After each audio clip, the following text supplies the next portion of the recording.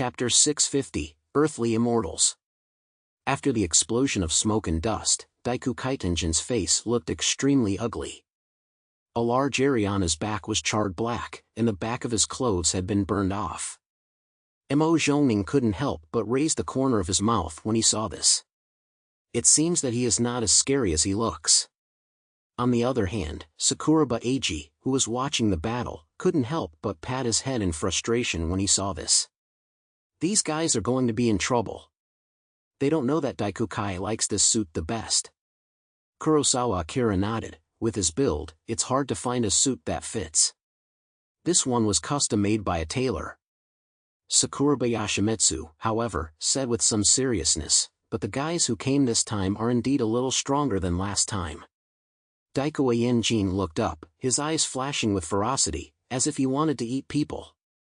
He tore off his tattered clothes in one go, revealing his magnificent physique. It wasn't the kind of muscular appearance, but rather fat and strong, with a big belly. Anyone who really understands combat understands that this physique is the most suitable for fighting. Daiku Kaimai looked at the pieces of clothing in his hands and coldly stared at Wu Shifeng and the others, saying, "You bastards, you actually ruined my last suit. I'm going to tear you apart." Although his back was charred black, there were no wounds. Mo Zhongning's exploding soul beast did not even make him feel much pain.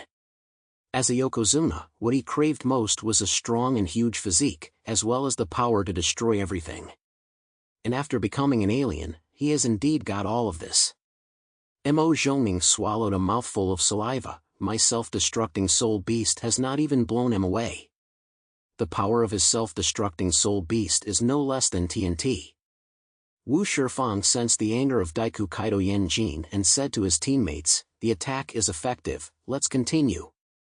He also wanted to repeat the results of the first attack. Although his hands were already bloody, he gripped the two heavy hammers tightly and charged at Daiku Kaiten.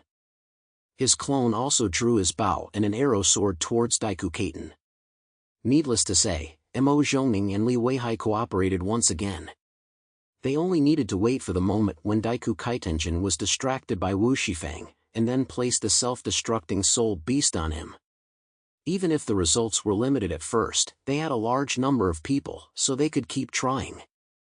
Then they would definitely be able to find Daiku Kaitenjin's weak point. But this time, they miscalculated. Daiku Kaito Yenjin put aside his playful mood, raised the dragonfly blade in both hands, and launched an attack of his own. The Yokozuna, who was over 2 meters tall, swung the dragonfly blade, which was over 3 meters long, and brought it down on Wu Shifeng's head. Wu Shifeng was not slow to react either. He raised the hammer in both hands and blocked in front of his face. Dang! The moment the weapons collided, Wu Shifeng felt as if his arms had been hit head-on by a truck weighing dozens of tons. His hands went numb all at once, and the heavy hammer in his hands was directly knocked away by the shock. Wu Shifeng's reaction speed was very fast, on the verge of life and death, and he quickly rolled on the ground to avoid the falling dragonfly cut. The ground, which had been scorched by the incendiary bombs and turned into scorched earth, shattered directly due to this blow. Large amounts of earth and gravel shot up into the air and fell like a waterfall. Completely, not on the same level. Wu Shifeng was sweating profusely. After just a few exchanges, and the first time the opponent didn't use his real strength, his hands were already about to give out. If he continued fighting, he would definitely die. Not much, he still had hope, and that was his teammates. The clone's arrow shot through the earth and aimed at Daiku Kaito Yenjin. Mo Zhongning and Li Weihai did not waste the fleeting opportunity that Wu Shifeng had gained, and had already placed a self-destructing soul beast on the head of Daiku Kaiten. The crab was clinging to his head, and then it began to self-destruct. Daiku Kaiten's face was cold as he casually blocked the incoming arrow with his right hand, the dragonfly slash. Then with his other hand, he pulled the exploding soul beast off his head and placed it in the palm of his fat left hand, where he squeezed it hard. Puff! The exploding soul beast exploded. But it didn't completely explode. The power of the explosion was comparable to TNT, but at this time it was like farting, making a dull sound. In the end, it just produced a cloud of black smoke in the palm of Daiku Kaito and Jin. His face did not show the slightest expression of pain, and he casually spread his palm, the flesh of his plump palm intact.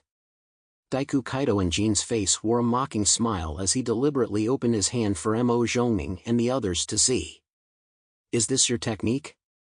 It's so weak. How dare you come after us at this level? Isn't this a suicide? This terrifying power and defense left the three of them dumbfounded. There was an absolute gap in strength, so how could they fight back? At this moment, the ground beneath Daiku Kaito's feet suddenly crumbled, and his huge body also stumbled and fell in. Among the soil, a huge gray monster was revealed. It was a super mole with blood-red eyes and more than 2 meters long. Huazhou City's Jia Heading, an orc-type ability user, ability codename. Even if your power is great, you can't use it without a foothold. Jia Heading let out a shrill and eerie sound in the form of a mole. Then, while Daiku Kaito was sinking to the ground, it stabbed Daiku Kaito's body with its sharp claws. The target was his most vulnerable spot, the anus. Even the strongest man has a weak rectum, the director of the proctology department on the African savannah. No one can withstand a series of proctological operations. Although it is despicable to have anal intercourse, in a battle to the death, any method that can kill the opponent is the best. This was the first time that Daiku Kaito had felt the breath of danger, and his anus suddenly tightened. Die! The giant mole let out a shrill chirp, and its claws, which were comparable to sabers, stabbed at Daiku Kaito's buttocks. While his teammates were fighting in front of him, Jia Heading had been waiting for just such an opportunity. Even the people in the combat command center couldn't help but crane their necks, hoping that Jia Heading would succeed in one strike. But at that moment, there was a deafening roar from the collapsed hole. Daiku Kaito finally used his own ability, the mythical creature. A hot blast of air gushed out from every part of his body, directly knocking the giant mole transformed by Jia Heading flying away. A gust of hot wind rose from the hole in the ground, giving Wu Shifang and the others outside the feeling of being burned by flames. A huge brown figure rose up into the sky, before crashing down to the ground. At this time, Daiku Kaito had already transformed into Shio Tiger, holding a huge dragonfly slash in his hand, and showing his fangs at Wu Shifang and the others. This time, he was really angry. No one could remain calm after almost being anally ripped open. Beneath the earth, Jia Heading did not stop moving. He frantically began digging the ground. Hee. I'm underground, so what can you do to me? As long as you give me a suitable opportunity, I will definitely tear out your intestines. Chapter 651 Xiaolingling. Daiku Kaito Yanjin's eyes fixedly stared at the ground. The next moment, he raised his right leg and then slammed it down. Rumble. With his right foot as the center, the ground shattered like glass. The soil layers deep in the earth all began to burst, and the entire piece of land was no longer complete. Jia Heading, who was tens of meters underground, felt as if the ground had become compacted, and tons of earth suddenly crushed down on him. Ah! He let out a wail of anguish. With a puff, blood spurted from his mouth, and his internal organs seemed to have been squashed into a ball. He lost the ability to move at a depth of tens of meters underground. Although he was not dead yet, he could not maintain his transformed state for long. If no one came to his rescue, he would die from his severe injuries and lack of oxygen. Fortunately, at this time, Jia Heading did not forget that the people at headquarters were watching. With his last ounce of strength, he sent a distress signal to the combat command center. Headquarters, need support. After receiving the message, the staff member in charge of his line immediately reported it to Zhu Zheng. Zhu Zheng frowned upon hearing the news. However, he did not give any response. Because so far, no more useful information had been obtained. They had to ensure that the people sent by the Tenjin squad could solve the problem of Daiku Kaitenjin. What's more, there were 2 members of the Eclipse Moon who had not intervened at all. Tu Yunlai spoke up at this point. The task here is a bit difficult. We must send in enough capable investigators to solve it. Should we send Liao Honglei over? Liao Honglei was the deputy leader of the Tenjin squad and second only to Deng Shintong in terms of combat power. Moreover, his abilities are more suitable for dealing with Daiku Kaiten. Zhu Jing slowly and firmly shook his head. Wait and see. There are still two people who haven't made a move. He noticed the presence of Kurosawa Akira and Sakuraba Yoshimitsu. The abilities of these two guys come into play when combined with Daiku Kaiten. Liao Honglei would not have an advantage in terms of abilities if he were to face them. Zhu Jing crossed his arms and rested his chin in his hands, his gaze coldly fixed on another battlefield. We can't use the Tenjin squad lightly. We must ensure that we obtain sufficient intelligence. On the northern battlefield, the battle was being fought simultaneously. This was Shuofei's squad, and their opponents were Kamaya Nato and Akutsu Shinichiro. Kamaya and Akutsu had no interest in fighting one-on-many like Daikumawari. They are truly evil people who enjoy the pleasure of torturing and killing their opponents. They will use any means to win. So as soon as they appeared on the battlefield, the battle had already begun. Kamitani Nato, an orc-type ability user, with the ability code. He rushed out of the mist, his body twisting and deforming in midair, his head turning into a flat white snake head, his limbs gradually degenerating, and white scales covering his entire body. Finally, he turned into a giant 15-meter-long snake. The giant snake roared and charged towards the five people, its huge mouth wide open, revealing a layer upon layer of densely packed inverted teeth that was creepy to look at. Once it bit, unless the body was torn apart, there was absolutely no way to break free from its mouth. This visual pressure already made Zhuofei's team feel like they were in big trouble. The five of them scattered rapidly to avoid being crushed to death by the large snake. The white large snake left a terrifying gully in its wake. Zhuofei remained calm in the face of danger, calmly took out his tactical backpack, and then flung it, from which dozens of black rifles were flung out. Each gun was equipped with a bayonet that glowed with a pale blue light. Xiao Lingling. Zhuofei shouted at Xiao Lingling. Xiao Lingling frowned. I know.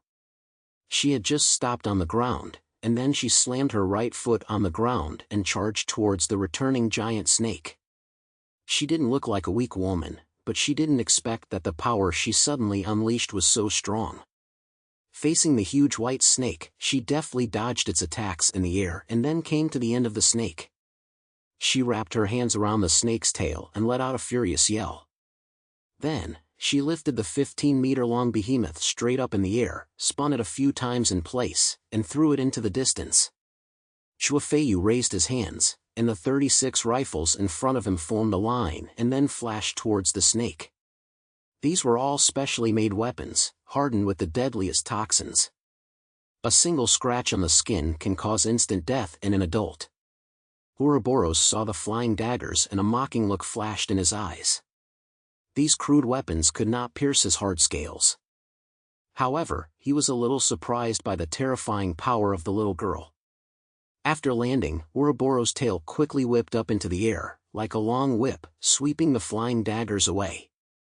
However, Zhuofei's eyes were fixed on him the whole time. As the great snake's tail whipped out, his fingers simply elegantly curled in the air, and the flying guns made a turn in midair, avoiding the great snake slash. Telekinesis? Interesting. A dull sound came from the great snake's mouth. And 36 gun blades were already aimed at its head. Bang! Bang! Bang! Bang! Bang! Bang! The sound of gunfire rang out one after the other, and the dense bullets shot at the big snake's body. It doesn't hurt. The big snake said mockingly. Zhuofei frowned. The bullets used were the origin bullets issued by the headquarters, which had a very good restraining effect on aliens. But the big snake's surface was covered in scales, and this stuff was not affected by the origin bullets.